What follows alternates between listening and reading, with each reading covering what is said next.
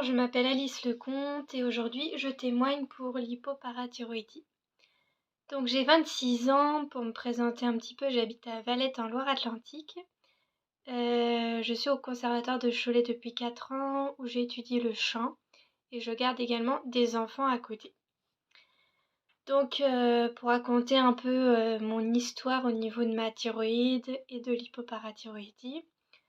Donc j'ai écrit pour rien oublier car mon histoire est un peu longue, comme tout le monde, je pense.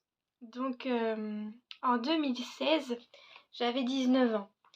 J'apprends mon problème de thyroïde chez mon médecin traitant. Je passais d'hypo à hyper. On ne trouvait pas le bon dosage, j'étais au plus bas physiquement et moralement.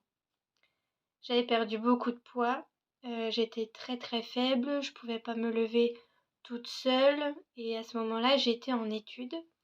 J'étais en BTS et du coup, ça a été très compliqué de suivre mes cours et compliqué aussi d'expliquer aux gens ce que j'avais parce que quand on dit que on est fatigué, qu'on est épuisé, que physiquement on tient pas et moralement non plus, tout le monde ne le comprend pas malheureusement.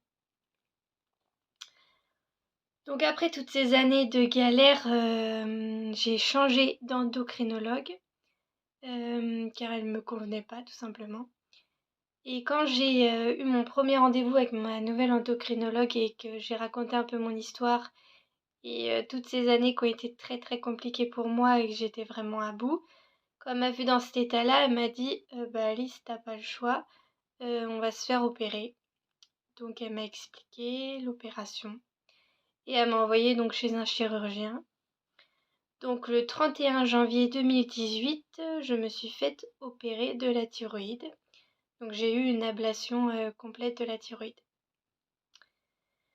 Au niveau des risques de cette chirurgie, quand j'ai été voir le chirurgien, bon, il m'a expliqué un petit peu comment ça allait se passer. Bon, j'avoue que moi j'étais très stressée par ça, que je me disais en même temps, si je vais mieux après, c'est génial parce que j'étais vraiment au bout, au bout. Donc voilà, il m'a expliqué donc, qu'on pouvait avoir des complications au niveau des cordes vocales. Mais après, il m'a jamais parlé des parathormones. Donc ça, je n'étais pas au courant. Voilà. J'étais juste au courant des problèmes au niveau cordes vocales. Et il m'a bien sûr expliqué la cicatrice, comment après fallait la soigner, etc. Voilà. Donc, le 31 janvier 2018, je me fais opérer. L'après-opération, bon, beaucoup de crises de tremblements, de tétanie, énormément de fatigue, plus le stress de s'occuper de la cicatrice. Moi, on m'a pas recousu, on m'a mis de la colle. Donc en fait, on voyait. Et c'était à moi après de la travailler, de mettre la crème, etc. Donc l'hypoparathyroïdie, comment elle s'est déclenchée? Moi, ça fait que 2 ans que je le sais, que je fais de l'hypoparathyroïdie. J'en avais jamais entendu parler avant. Donc c'est vrai que à ce moment-là, quand j'ai appris ça, je me suis dit, on a oublié de me dire quelque chose, quoi. J'étais pas du tout au courant que je pouvais avoir ça. Et j'ai été opérée en 2018 et j'ai su que là, il y a 2 ans à peu près. Donc je me suis dit, tout ce temps-là où j'étais mal, où j'avais des douleurs partout, où voilà. Bon, moi, le plus gros, c'était les douleurs. La fatigue aussi qui était là. Je me suis dit, pourquoi j'ai toutes ces douleurs? Enfin, qu'est-ce qui m'arrive? Parce que franchement, j'étais pas du tout au courant de ce que c'était les parathormones, l'hypoparathyroïdie. J'étais pas du tout au courant. Donc quand on m'a appris ça, bon, j'étais un peu choquée. Donc après un temps d'errance de 2 ans, le diagnostic est tombé, donc de l'hypoparathyroïdie.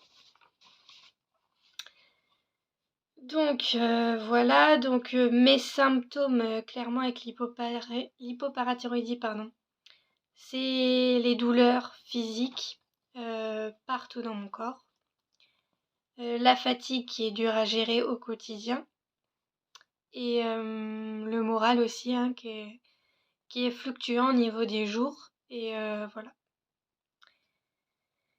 Donc le quotidien n'est pas simple car je peux pas faire tout ce que j'aimerais faire. C'est vrai que quand on est jeune, c'est un peu compliqué déjà d'expliquer aux gens autour de nous que ben non, je peux pas faire ça, je peux pas marcher trop longtemps parce que je me fatigue vite. Non, je peux pas faire d'activité physique trop intense parce que ben c'est pas possible quoi.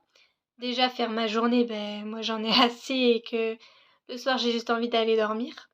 Et même la journée, des fois c'est parfois dur. Donc moi ce qui en fait a été compliqué, c'est que les gens en fait comprenaient pas. Et donc le regard des gens c'est un peu dur parce que tu te reçois des réflexions comme quoi t'es feignante, comme quoi ben voilà que tu t'en profites, voilà. Donc toutes ces remarques, ben ça aide pas le moral non plus, hein. Donc déjà que t'as ta maladie à supporter, puis les remarques des autres, c'est un peu compliqué de passer au-dessus. Mais bon, voilà. Je pense que beaucoup de gens vont se reconnaître dans ce que je dis. Voilà, après. Donc je vais vous parler plus précisément des douleurs au quotidien. Parce que j'ai mis des choses en place pour mes douleurs. Et du coup, ben, si ça peut aider certaines personnes, et ben moi, je témoigne aussi pour ça. Donc, mes douleurs au quotidien, donc je suis suivie par un médecin de la douleur qui m'a proposé plusieurs choses. Donc je l'ai rencontré plusieurs fois. Et donc, pendant les rendez-vous, il m'a proposé plusieurs petites choses. Déjà, j'avais un énorme questionnaire à remplir au niveau de mes douleurs, où est-ce qu'elles se situaient dans mon corps. Et après, j'avais plein de petites questions aussi à répondre. Donc ça, c'est super bien parce que le questionnaire, eh ben, m'a vraiment aidée et je trouvais qu'il posait exactement les bonnes questions de ce qu'on ressentait en fait. Et ça faisait très longtemps que quand j'ai rencontré le médecin de la douleur, il m'a tout de suite compris et là, je me suis sentie comprise. Je me suis dit, bah enfin quoi. Parce qu'avant, même mes endocrinologues qui me suivent me comprenaient, mais là, je me suis dit, waouh, il y a enfin quelqu'un qui va peut-être pouvoir m'aider dans mon quotidien avec mes douleurs et que je vais pas rester seule dans ce truc, quoi. Donc, il m'a proposé plusieurs choses. Il m'a proposé la première chose, le TENS Echo 2. Donc, je l'ai avec moi comme ça. Ceux qui connaissent pas, je vous le montre dans la vidéo. Voilà. Donc c'est un petit boîtier en fait que j'utilise matin et soir. Ça dure 30 minutes et cette petite chose, je la mets dans mon oreille gauche, comme ça. Et en fait, on ressent des petites fourmis. Et après, avec le petit boîtier, on peut régler l'intensité. Donc on sent des petites fourmis dans son oreille gauche. Et en fait, ça simule le nerf vague qui est dans l'oreille. Et du coup, ça joue sur les douleurs pour les diminuer. Et aussi le petit gel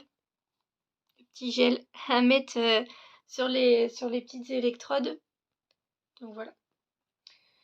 Donc ça, c'est la première chose qu'il m'a proposé et que j'utilise donc tous les matins, tous les soirs, 30 minutes. Et j'ai trouvé franchement que ça m'avait fait du bien sur certaines douleurs. Alors pas toutes les douleurs, mais ma plupart des douleurs étaient un petit peu diminuées. Disons que je pouvais plus les supporter qu'avant. Parce qu'avant, clairement, je pouvais pas les supporter. Donc voilà, donc ça je l'utilise toujours. Voilà. On m'a aussi également proposé, donc toujours ce médecin de la douleur, il n'y a pas si longtemps que ça, j'ai été hospitalisée 3 jours pour des perfusions de kétamine. Donc ça, moi je connaissais pas du tout. Donc il m'a expliqué que c'était pour les douleurs, que c'était à petit dosage, donc sur 3 jours. Donc en perfusion, donc j'ai eu ma perfusion pendant 3 jours. Donc là, ça fait à peu près 3 semaines que j'étais hospitalisée. Bon, j'ai pas un très très très grand recul sur ça pour l'instant, mais j'ai quand même vraiment senti des effets. Bon, déjà, ça fatigue énormément, donc ça, c'est normal. Faut pas. Si un jour vous faites ça, c'est normal. Mais j'ai trouvé que ça avait quand même encore diminué mes douleurs. Par exemple, mon bras gauche, j'ai presque plus mal à mon bras gauche. Et j'avais très très mal avant. Donc là, ça fait à peu près 3 semaines. Donc là, j'ai un tableau à remplir sur 6 semaines. Donc je suis à la moitié. Donc pour l'instant, j'ai pas assez de recul peut-être pour vous dire. Mais en tout cas, à ce jour précis, je trouve que mes douleurs ont quand même diminué et que j'arrive plus à les gérer qu'avant. Bon, je dis pas que tout a disparu, hein, ça pour l'instant non. Après, les perfusions de kétamine, ça peut se faire aussi plusieurs fois.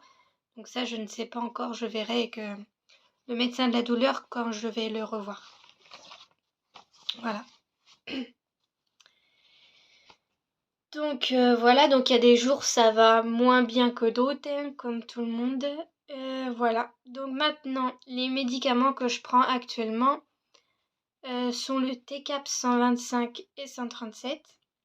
Je prends de la paroxétine, du bromazépam, un alpha 0,5, du calcite 2 fois par jour, du magnésium 2 fois par jour et je prends aussi ma pilule. Donc voilà. Donc après, je suis suivie un peu comme tout le monde par des prises de sang assez régulièrement. Puis après, on adapte mon traitement si besoin au niveau de la prise de sang. Donc ce qui me paraît le plus compliqué quand on souffre d'hypoparathyroïdie. Bon, il y a beaucoup de choses. Mais déjà, il y a les douleurs, ouais, comme je vous disais tout à l'heure. Comme je disais aussi tout à l'heure, je reprends un peu, ça fera la petite conclusion. L'incompréhension des personnes, ceux qui ne comprennent pas ce que l'on ressent. Et gérer au quotidien le moral, les douleurs physiques, les médicaments. Et puis pas se sentir, pas avoir une vie normale comme on avait avant tous ces problèmes. Voilà, l'incompréhension du monde extérieur, surtout quand on est jeune, je trouve. Bon, après, moi, je parle de mon expérience. Mais c'est vrai que quand on est jeune, on se dit, t'es jeune quand même, t'es fatigué à ce point-là, t'as des douleurs, enfin voilà. Moi, j'ai clairement des fois l'impression d'être dans le corps d'une mamie de 80 ans alors que j'en ai que 26 ans. Donc voilà, ça c'est un peu dur à accepter. Donc du coup, comment j'accepte la maladie, l'hypoparathyroïdie? Clairement, ça a été très très très très très long à accepter cette maladie, surtout que moi, j'étais pas du tout au courant que l'hypoparathyroïdie existait. Donc au début, j'ai été très très en colère parce que contre moi-même, contre les médecins, contre l'information qui m'avait pas été transmise. Donc voilà. Maintenant, au quotidien, il faut vivre avec, on n'a pas trop le choix. Donc j'essaye de continuer de faire ce que j'aime faire. Et puis voilà, dès que la fatigue est là, de faire avec, mais j'essaie aussi de prendre du temps pour me reposer, parce qu'on n'a pas le choix, hein. Donc voilà, donc parfois ça va, parfois c'est dur à accepter. Donc voilà, j'essaye de mettre en place voilà, toutes les solutions pour la douleur. Je fais aussi Alors là, c'est vraiment une nouvelle expérience. J'ai eu ma première séance de fasciathérapie la semaine dernière. Donc voilà, pour essayer de soulager un peu mon corps. Et j'en ai une autre la semaine prochaine. Donc je compte aussi sur ça pour que ça m'aide. Je fais aussi de l'ostéopathe.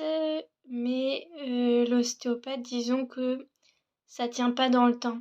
J'ai souvent des choses déplacées dans mon corps. Beaucoup de choses d'ailleurs. Et c'est vrai que depuis mon opération, j'ai très très mal au cervical, au cou, les trapèzes, derrière la tête. C'est vrai que ça, pour l'instant, j'ai toujours mal. J'ai pas trouvé encore de solution pour ça.